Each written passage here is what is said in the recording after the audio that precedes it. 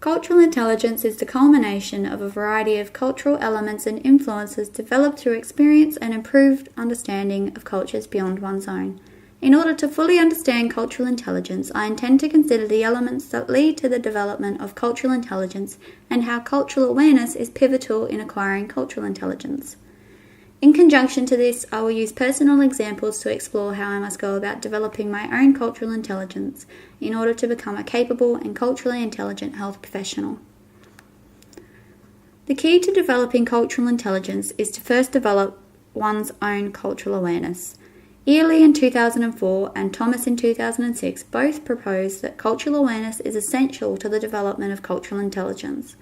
Thomas employed the term mindfulness in his 2006 article, deriving from Buddhist tradition, which involves self-awareness of one's thoughts, culture, and actions in the development of cultural intelligence. Based upon this information, I believe that this unit is the first step in developing my own cultural intelligence. This early development of cultural awareness and intelligence will enable me to practice culturally intelligent behaviours and better prepare me for my future as a health professional. Looking even further into the development of cultural awareness, though, it can be found that it is necessary to gain a fundamental understanding of culture in a broader sense. DeLong 2004 proposes that culture is a combination of knowledge gained through experience, which shapes our emulated behaviours. Similarly, Quap and Cantatore in 2007 stated that in order to develop cultural awareness, we must become aware of our cultural values, beliefs, and perceptions. These elements of culture are dependent upon our individual experiences and consequent interpretations and behaviours. This analysis can be difficult for humans because we are not consciously aware of our own culture and what it is comprised of. As a result, it is not uncommon for individuals to experience culture shock in unfamiliar environments. According to Flanger 2009, culture shock occurs when people are subject to a new and unfamiliar environmental culture. This occurs in part because our culture shapes our identity, and so when we are subjected to a culturally different environment, we are unsure of ourselves. Additionally, the new culture can cause an individual to experience a perceived loss of control, which, if an individual is unable to improve their cultural awareness and begin to develop a level of cultural intelligence, they may suffer from both physical and psychological effects. This internal conflict may then cause the individual to withdraw from the new culture, which will drastically inhibit any chance for the development of cross-cultural communication. Cross-cultural communication can come quite easily to culturally intelligent individuals.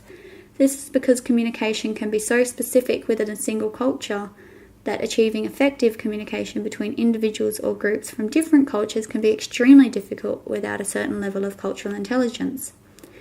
Because communication is not simply limited to sharing words and nonverbal signals, it takes on a much more complex dynamic in that mutual understanding is vital for achieving effective communication. O'Toole in 2012 states that this can be more difficult to achieve when people do not speak the same language, have the same accent, or perceive nonverbal cues in the same way.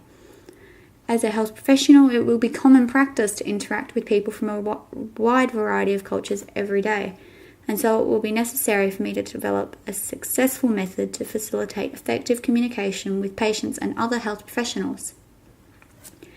In conclusion, cultural intelligence is the ability of an individual to adapt and respond appropriately to new cultures. This is facilitated by an enhanced cultural awareness of self and the ability to obtain knowledge about the new culture and observe behaviours practiced by individuals of that culture. The mirroring of these behaviours is an effective method to facilitate cross-cultural communication in which a mutual understanding can then be achieved. Culturally aware or mindful individuals will be able to adapt to new or unfamiliar cultures, and as a result, they will be able to construct appropriate behaviours that will enhance comfort and hence communication. As a health professional, it will be vital for me to work with a wide variety of people, and as a result, I must become both culturally aware and intelligent in order to communicate more effectively with patients and other health professionals.